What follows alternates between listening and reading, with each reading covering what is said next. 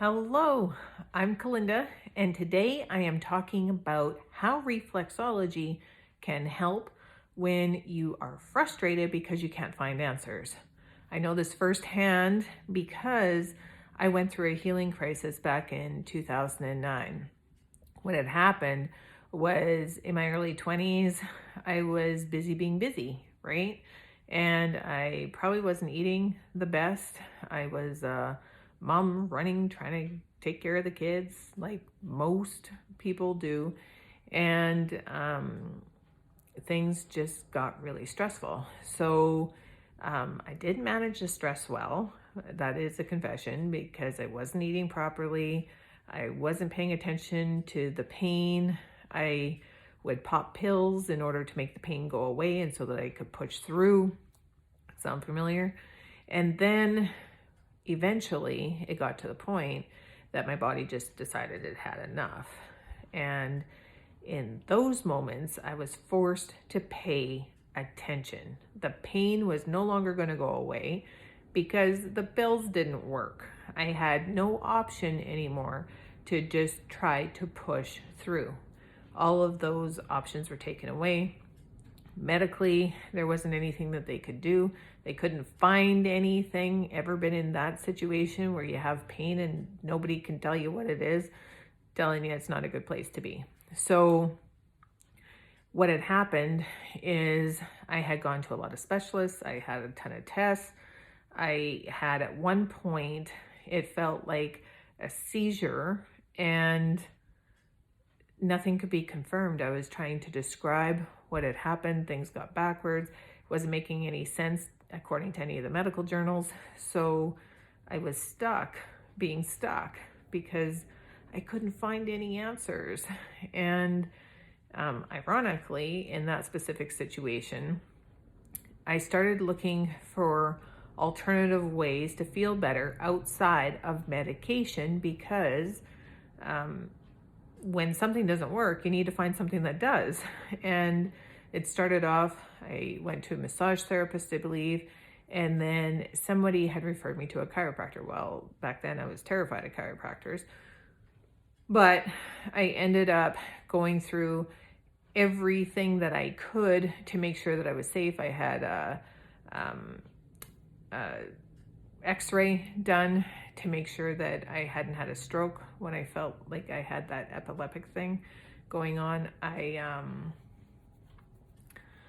I had all the medical system confirm that things were safe for me to get adjusted, because in order for me to get adjusted, I had to go see the chiropractor, get my neck adjusted. What had happened was my C1, which is the very top vertebrae in your spine, it was out of alignment, and the nerve endings at the top of the spine were sending signals, and it just made me feel really dizzy. But once my vertebrae was adjusted, then what happened was everything started to work normal. I never had another episode.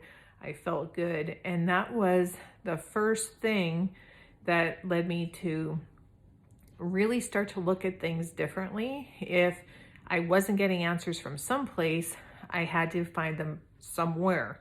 And I quit pushing in a direction that wasn't working, and I started to look for other things that may help. Now, that helped my episode, but I was still under a tremendous amount of stress and I wasn't managing it well. The problem was I wasn't eating properly, and I was pushing and pushing and pushing without taking care of myself the way that I needed to. And that came with consequences. So when we hit a point where tragedy was hitting, there was a lot of chronic illness, terminal illness, deaths in the family, which was hard on everyone. But I didn't do well. That's just the bottom line. And I didn't have anything that was really working to calm me down. They tried to put me on antidepressants. That just made me feel numb, like I couldn't function. And I wasn't really relaxed either. I was just essentially a zombie. That was not how I wanted to live my life.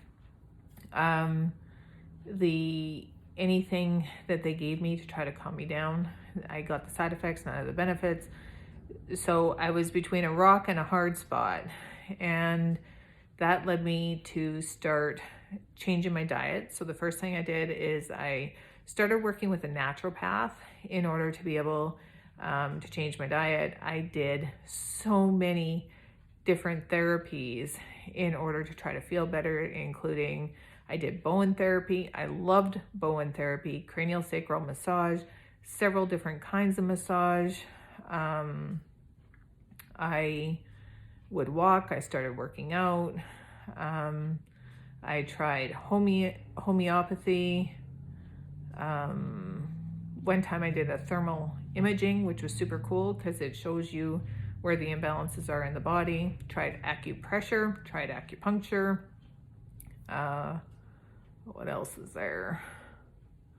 I went, I can't remember what he did, but it was really cool. The way that he adjusted you really took the tension out of everywhere. He wasn't a massage therapist and he wasn't a chiropractor, but he was somewhere in between that. Shotai, I tried Shotai, body talk. I've had Reiki sessions. I've had theta healing sessions. I've had physiotherapy. I honestly can't remember everything, but I went to a lot of different things trying to find something that worked. And one of the really cool things that I had found was reflexology. Now, the reason why that one was really neat is because when I went to the therapist, I was laying flat on a massage table, and it was winter. I'm in Canada, so it was winter, and I remember having a big bulky sweater on, and I had a blanket pulled on top of me, and the reflexology therapist was blind. So there is no way. I grew up with 3 blind uncles. I know for sure that when somebody's blind, that when they're working on their feet, they can't see, right? Like that's just how it is, obviously. And when he started working on my feet, what had happened was they were super sore. Now, if you don't know anything about reflexology, what happens is the reflexes in your feet, if there's an imbalance, they get really tender. So even if somebody presses super light on that reflex, if you have an imbalance, it can feel like they're putting a lot of pressure on it. Now, that therapist didn't have the luxury of seeing my facial expressions, and me being the silly goose I am, because I know better, I didn't say anything, and so that he would reduce the pressure, because he was just working away, right? He didn't understand exactly how sick I was, and quite frankly, neither did I. So he was working on the feet, and everything was so super tender. It hurt. And I remember he got to this one spot on the top of my foot, and it aligned with something else on a different part of the foot. And the question he asked was, he asked if my chest was sore. And I said, yeah. And he said, well, are you wearing the right size bra? Well, I wasn't paying attention to that either. But it made me really curious how somebody could know that just by pressing on my feet. So the next trip I went to was a shop where I could buy bras. I got properly fitted, sure as heck.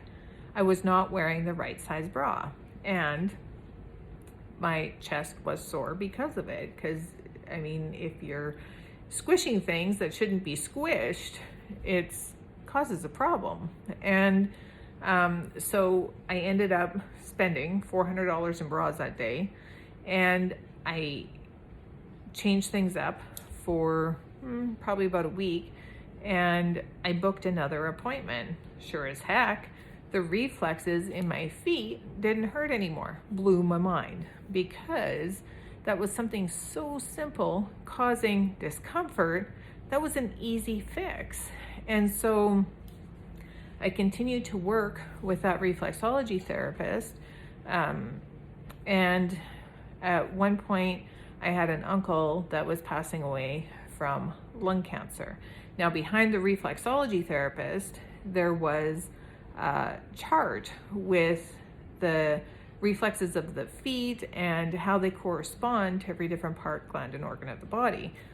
And so at one point when I was up visiting my uncle, I had asked what area this is in the hands and feet because I couldn't touch them. And the reflexology therapist let me know that it was a lung reflex. Well, there was no way for him to know that my uncle was in the hospital with lung cancer.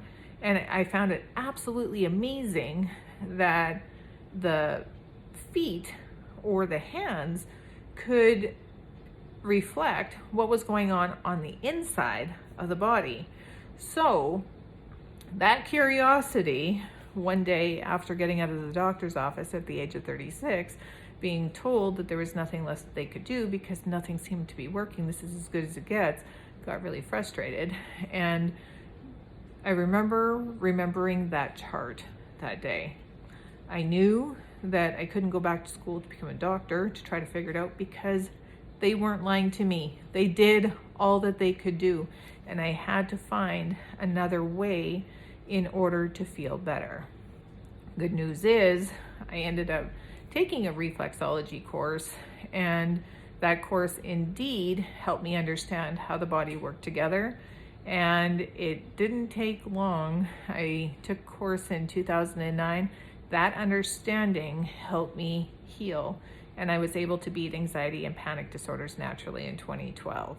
So I never ever went looking for reflexology. It found me, and I'm so grateful it did. The journey wasn't easy, but it was 100% worth it, because now in my clinic, I get to see people feel better every day and really pay attention to what their bodies are trying to tell them. There is only one thing that knows what you need to do to feel better, and it's your body. You just have to understand what it's trying to tell you. I hope my story helps you, especially if you're on the path of trying to find answers. Stay strong, keep the faith, and keep looking. I wish you the very best. Bye for now.